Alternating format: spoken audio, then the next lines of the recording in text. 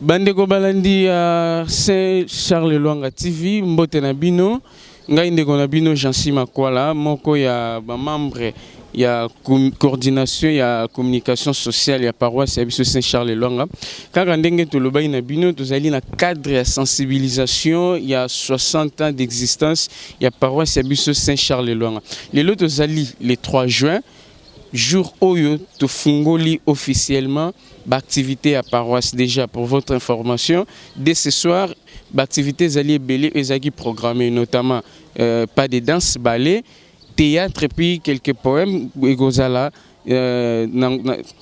quelques poèmes egozala ezali pe na programme pona poko ya lelo. Kasi touti ko bimana mes bino moko bolandi mai sango mokonzi alobi lelo tozuli kanisi ya kosolula na ba fidèle bayebi Saint Charles Lwanga bandimi ya kala ya Saint Charles Lwanga ba oyo baya lelo tolingi tosolula na bango potoyeba parmi ba activité nyonso esalema na kati ya paroisse Saint Charles Lwanga sur le plan spirituel, sur le plan infrastructure, qu'est-ce qui a été, qu'est-ce qui n'a pas été, qu'est-ce qu'il faut faire pour améliorer? Nyonso wana tokosolola ngona ba fidèle ya paroisse Saint Charles Lwanga bokoyoka moko na moko akopesa yayi likanisi moko na moko akopesa yayi ba idée pour que ba activité ya paroisse na biso toyeba na ko améliorer yango lisangana équipe sacerdotale ya oye kamba mibongo na monsieur l'abbé curé monsieur l'abbé Richard na kozala mulaite na tiki bisika awa comme on a déjà invité na biso liboso à côté d'elle tout moni déjà maman na biso maman Mbote. Comment nani maman? Maman Elisabeth Bwanga. Maman Elisabeth, vous allez bien? Oui, nous allons bien. Vous allez me Saint Charles Lwanga. Oui, oui. Depuis année ni no banda? Non, depuis 1999. Depuis 1999. Donc vous allez maman moko mieux placé pour expliquer biso paroisse Saint Charles Lwanga. Les deux autres c'est là 60 ans d'existence à paroisse. Oui. Koui koye bisa biso depuis banda ko samela ni toko retenir pour la paroisse Saint Charles Lwanga.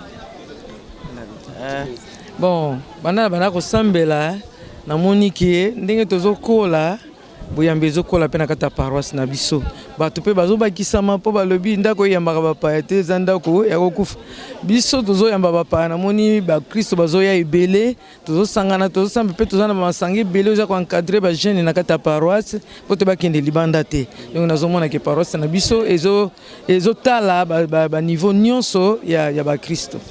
Le lot de c'est pour la 60 ans d'existence nini oyo esengeli kobongisa pour la 61e anniversaire oyo salemate avant 60 ans. Avant 60 ans. Pour ngai eloko na linga ko souhaiter malgré les possibilités na linga kalo paroisse na biso za la clôturer. Bakokanga parti oyo bakangi parti oyo tozala clôturer pote laisser aller oyo mitukele kablingo tele mamu ke libanda bozana sécurité malamu te ba luka moye ba clôturer biso paroisse na biso kozala malamu mingi. Merci beaucoup maman Elisabeth. Nzamba pambola yo. Bonne journée maman. Voilà, tozo continuer kaka na kosolola na ba fidèle ya paroisse tozo yamba pe papa Mbote. Mbote. Bonne santé. Santé zamalam. Tobimi mes mona ki na kati ya messe ya tongo. Alors, ozali mondimi Saint Charles Lwanga. Ya kala présence.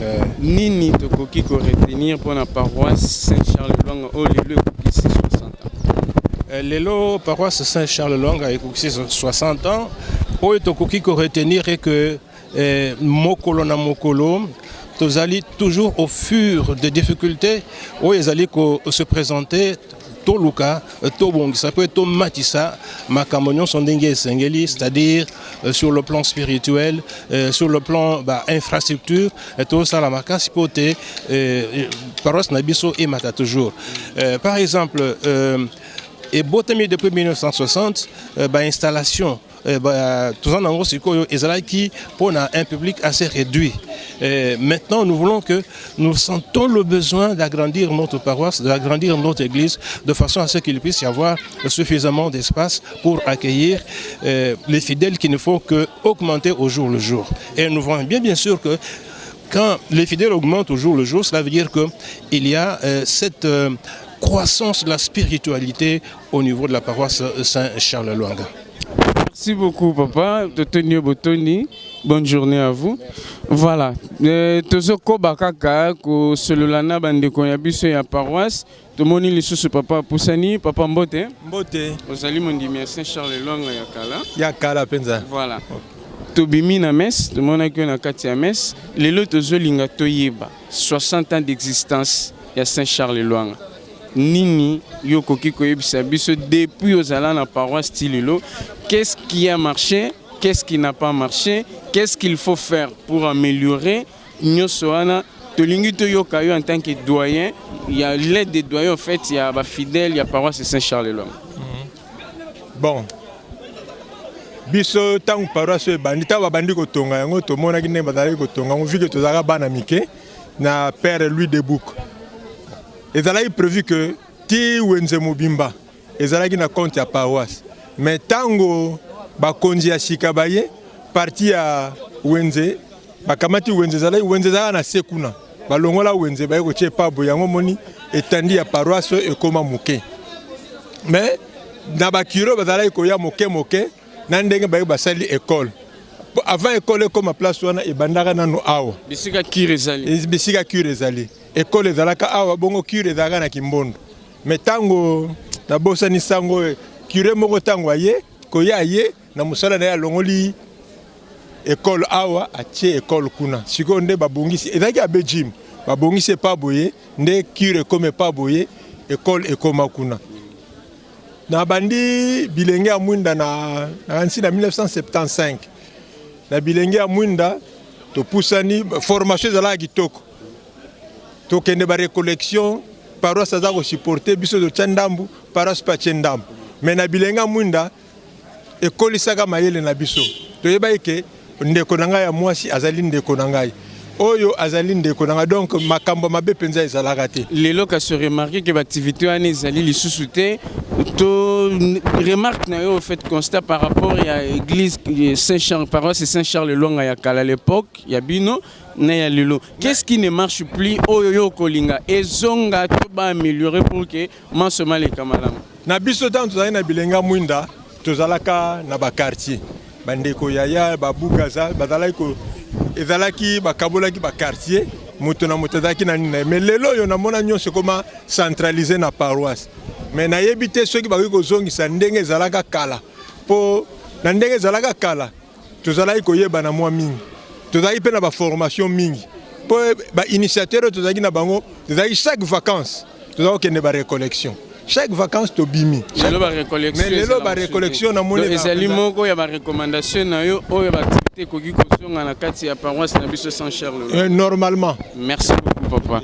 Merci bandeko tozoko bakaka tomoni mama yo wana pe azoya mama Mbote. Mbote papa. Pour se présenter. Ngai mama Pascaline Mavinga na kati ya Saint-Charles Lwanga nazali présidente ya groupe des amis de la prison. Oh là, ça tombe bien. Maman Pascaline, na sepeli ko yamba yo. Yo zali présidente ya commission ya mouvement les amis de la prison. Na mukati ya mouvement na bino avant to koma lelo 60e en fait to célébrer lelo 60e anniversaire ya Saint-Charles Lwanga. Mouvement ya bino e bando tambola ndenge nini? Bokoma ko tambola ndenge nini? Pe ndenge nini ko luka ko bongisa après 60 ans ya anniversaire ya paroisse na biso.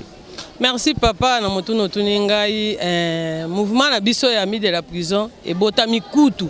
Soki tozalaka na esengo ya paroisse na biso Saint-Charles Lwanga ba groupe ebele na kati ya diocèse na biso e botama awa na Saint-Charles Lwanga. Ami de la prison source na yango ezali na kati ya Saint-Charles Lwanga. Ezalaki le 31 mars 1991 nde ami de la prison et botamaka na Saint-Charles Lwanga. Na époque wana tozalaki na abbé Mimi, abbé Mambu Blaise.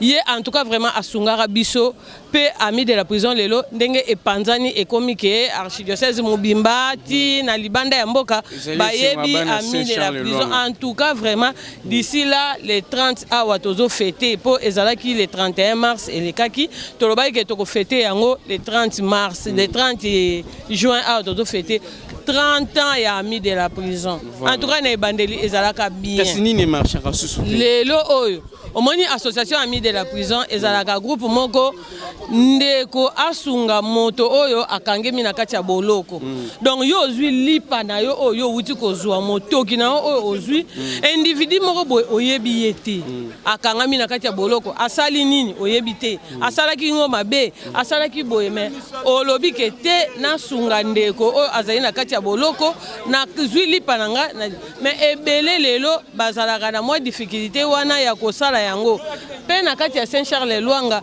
ebele balingaka ebele bazoloba te groupe wana ezalaka ya bato ya mbongo groupe wana po tolobi Kristu ye moko oyo alingaki biso aza pe moto ya mbongo. Mama Pascaline tolingi toyeba yebisa biso lelo tobandi ba activité ya 60e anniversaire ya Saint Charles Lwanga. Parmi les activités où l'ingélami au quartier paroisse ya biso ezali notamment ba mouvement ba commission où ezali na quartier activité skawa pour être mouvement na bino à partir ya 60e anniversaire nini bolingi ko bongisa pour etambola malamu lokola kala tango ebandaka avant beaucoup que ça 30 ans d'existence na bino. En tout cas pour que ebonga esengeli na biso to bongisi ke to meka lisusu kozongisa sensibilisation to meka penza ko yebisa bandeko ami de la prison ezali nini elingi nini musala na yango eza nini donc moko na biso ndeto lobi ke ami de mondimi moko ya Saint Charles Lwanga ata azali ndeko ya Saint Charles Lwanga azali pe ami de la prison azali pe asengeli pe kokende kotala ndeko na kati ya boloko ata akokende te mais lisu na ye lokola biso ba umbu na bango tozali ba membre ya ami de la prison lisu ya Saint Charles Lwanga ezali nde biso moko na biso acha lisu na ye epai na biso ba kontaka biso pe tangu ke toza na ba action neti na ba fête ya minene ba fête ya Pâques fête ya Noël Notre-Dame de douleur tokenda kotala bandeko na kati ya boloko bango pe basala biso nyonso na kati ya Saint Charles Lwanga tozala bomoko po ke tokenda pe kotala bandeko na kati ya boloko elongo na basango na biso ba papa na biso ya milimo tokenda kotala bandeko na kati ya boloko. Merci beaucoup maman Pascaline.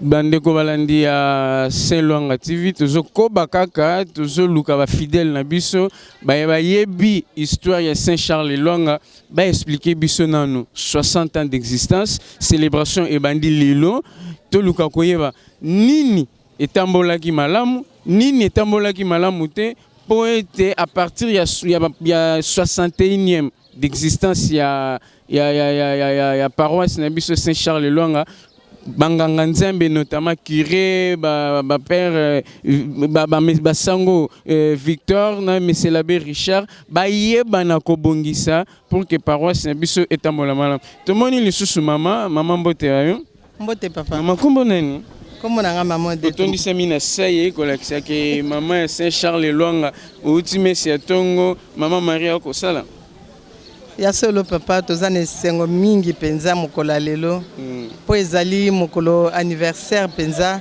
ya paroisse na biso ya Saint Charles Lwanga mokolo oyo Saint Charles Lwanga ye moko akufaki apesaki vie na ye na bolenge na ye nyonso po ete makambo nyonso eleka malamu yango esengo mingi tozana yango po lelo touti kofete ye na kati na ndako ya Nzambe elongo na baka.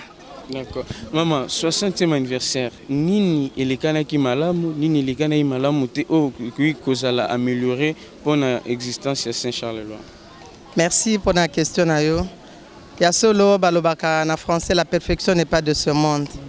Na nyonso o eleki na ndenge biso toya na paroisse na biso Saint Charles Lwanga. Basango groupe na groupe nyonso ezali koya bato na bato bazali ko sala effort pour ete batika touche na bango na niveau ya paroisse.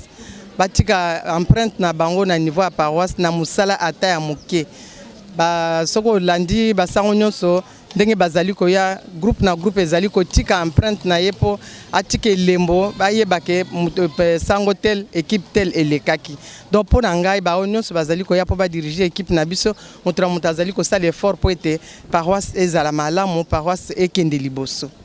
Sur le plan infrastructure, sur le plan spirituel, qu'est-ce qui doit être fait pour une bonne marche de notre paroisse?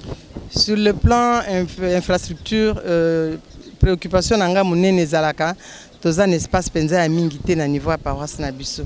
soko otali na baparoisse mosusu baza na étendu ya monene mpe bakoki koérige oyo nyonso bakoki koérige mais pas na biso toza nango mingi te mais le peu oyo tozali nango basalaka effort mpo ete batia yango en valeur mpo ete makambo nyonso elekama mais sur le plan spirituel en tout cas tozali kosepela mingi pour na ndenge encadrement ezali koleka na équipe sacerdotale na biso bazali kosala ba neuvaine bazali kosala makita ndenge na ndenge po ete spirituellement ba chrétien bakola nyonso ekende liboso tosala tolenda na liloba nzambe donc effort bazali kosala yango wana mpe tozali kobwakela bango ba fleur po ete ekende lisusu liboso tosuka wana te ya solo bayeba bandi tokende ntina suka etambola malamu po ete paroisse na biso spirituellement tokoma mature. Merci beaucoup maman. Nga nazali maman Odette nazali présidente ya mouvement maman catholique na paroisse Saint-Charles Lwanga topesi longonya na basango pe topesi fête bonne fête na ba paroissien Saint-Charles Lwanga tikate esengo eza na motema na biso pe esengo eza na mokili mobimba pona fête na biso ya lelo. Merci beaucoup. Merci beaucoup maman. Voilà, il y a chaîne biso Saint-Charles Lwanga TV kaka ndenge toyebisa bino tozali kokoba kosulula na baparoissien ya paroisse biso Saint-Charles Lwanga boyoki moko ya moko na bango apesi oyo aye likanisi parce que soki wana te tolobi te tokende tokutana mpe na nganga nzambe toyoka oyo ezali likanisi na ye 60 ans d'existence.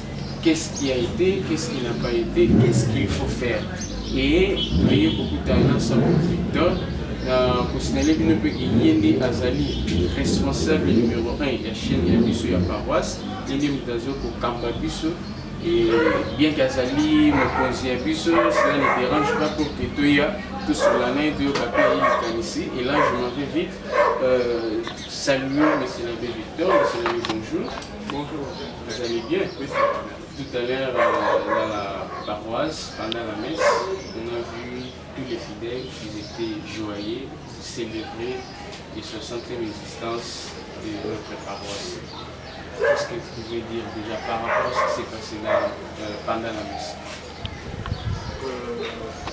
J'étais ému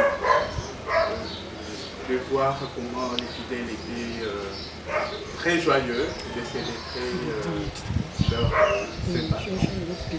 Et c'était un peu particulier, hein, du fait que nous célébrons aussi notre 60e anniversaire d'existence de notre paroisse. Pour moi, je pense que c'est ça qui a été le motif principal de leur joie. Merci beaucoup, M. l'abbé Victor. Nous voulons savoir aujourd'hui notre sujet de fait, qu'est-ce qui a été, comme je l'ai dit tout à l'heure, qu'est-ce qui a été, qu'est-ce qui n'a pas été, qu'est-ce qu'il faut faire. C'est dans le cadre spirituel, sur le plan administration, et aussi sur le plan des infrastructures. Nous voulons, là je m'avais vous poser la question, M. l'abbé Victor, qu'est-ce qui a été, qu'est-ce qui n'a pas été pendant les 60 ans d'existence de notre paroisse Saint-Charles? La paroisse existe depuis 60 ans. Beaucoup de choses se sont passées. Vous voyez par exemple sur le plan matériel, notre grande église est construite en pierre, la cure. Mais si vous observez bien, notre église, mais aussi la cure, ne répondent plus aux normes. Et c'est pourquoi la paroisse a un projet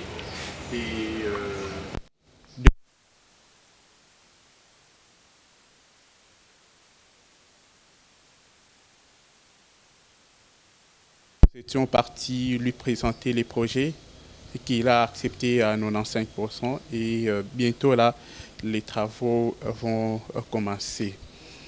Sur le plan spirituel, je vois que les fidèles ont toujours cette soif-là de prier. Et c'est pourquoi lors de neuvaines, lors des adorations, il y a quand même un engouement de fidèles. On sent la soif de la prière. Mais il y a encore beaucoup de choses beaucoup de choses à faire. Parce que nous sommes à Bandal, où il y a beaucoup d'églises de réveil, des grandes églises. Facilement, surtout les jeunes, peuvent basculer. Mais nous faisons de notre mieux pour que nous gardions la flamme de la paroisse Saint-Charles-de-Loing. Parlons des matériels. Comme vous avez souligné tout à l'heure, vous voulez retaper la grande paroisse, notre paroisse Saint-Charles-de-Loing.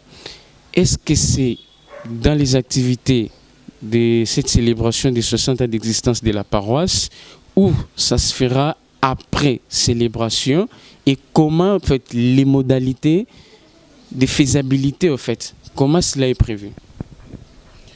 C'est dans le cadre du 60e anniversaire de notre paroisse. Et d'ailleurs, aujourd'hui soir, on va déjà lancer les activités. Et la reconstruction de l'église fait partie de ces activités. Et comment cela va se faire? Nous sommes encore à l'étape de la récolte des fonds. Nous les faisons chaque fin du mois avec l'opération Mtissani qui évolue bien, mais aussi des particuliers qui viennent nous laisser quelque chose pour que nous puissions donner l'image, une très belle image de notre paroisse. Vous parlez de récolte, ça se fait comment? Il y a un montant fixé, les enveloppes sont remises aux fidèles pendant les différentes messes. Comment ça se fait en fait Non, en fait, d'abord nous avons l'opération Tissani qui se fait chaque mois. Et on avait décidé à ce que chaque famille donne $5. Et jusque-là, bon, ça marche à pas des tortues, mais l'opération Tissani évolue un peu mieux. L'opération Tissani évolue un peu mieux. Bozo Landawana, Ezali Sango Victor, Oyazali patron ya chaîne, pe moko Oyazali na kati, ami pesi na kati ya activité, il y a célébration, il y a 60 ans d'existence, il y a paroisse Nabiso, mais c'est là-bas, restons encore dans les matériels, s'il faut dire ainsi. 60 ans d'existence. Après avoir parlé avec certains fidèles de la paroisse, ils réclament notamment l'espace. Notre paroisse n'a pas assez d'espace.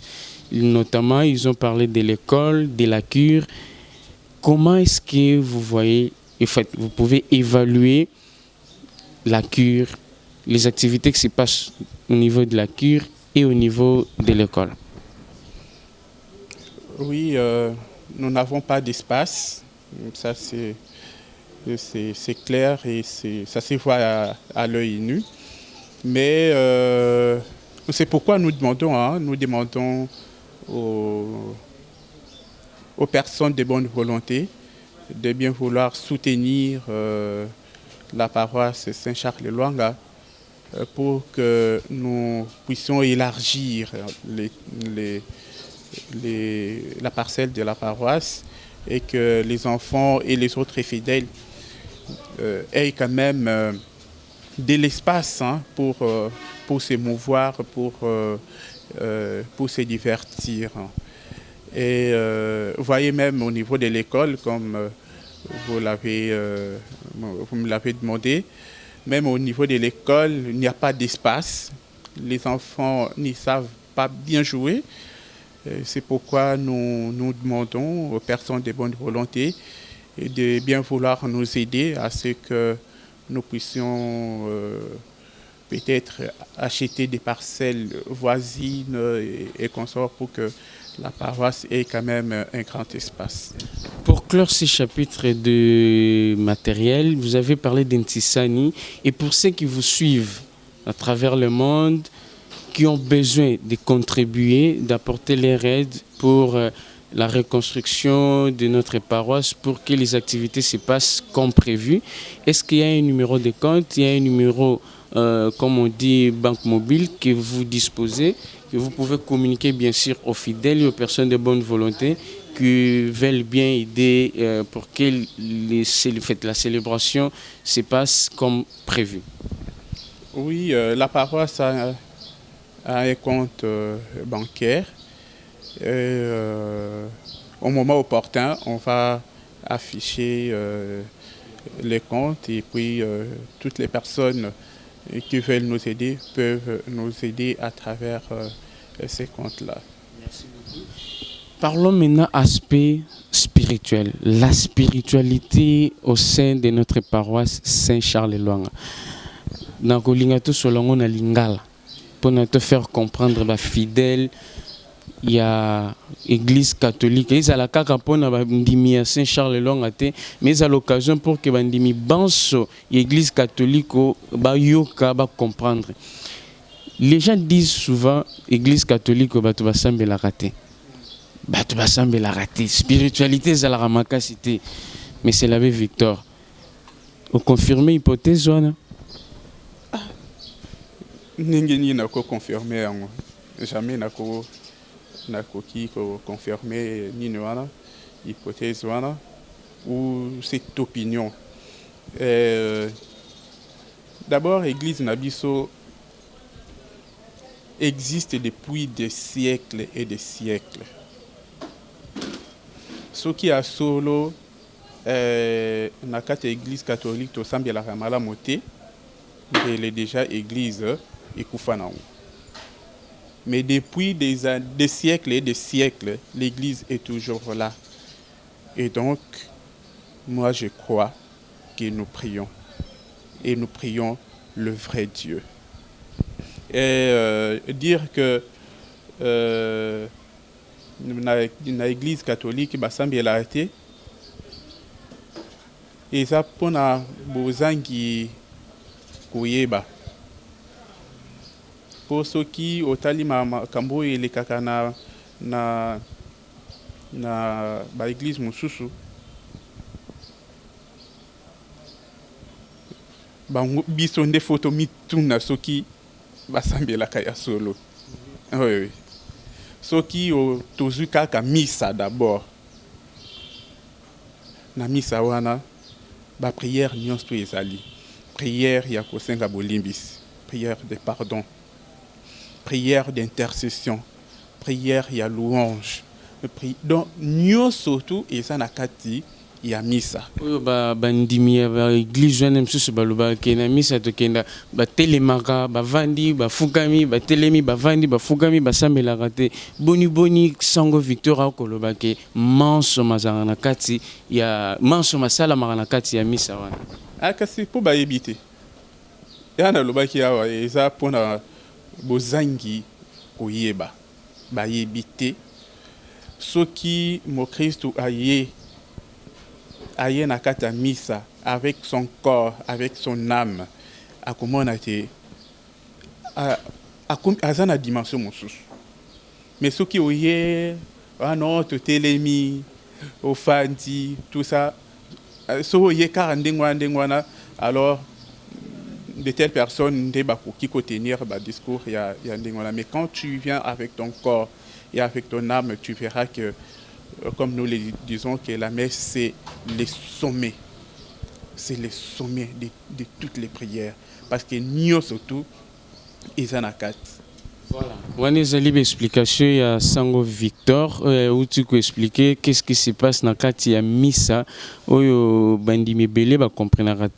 Sango Victor, tu comme chité, dans l'émission de Bisso à Lelo, na lingi moi lilo bamoke par rapport toujours à la spiritualité pour d'après 60 ans.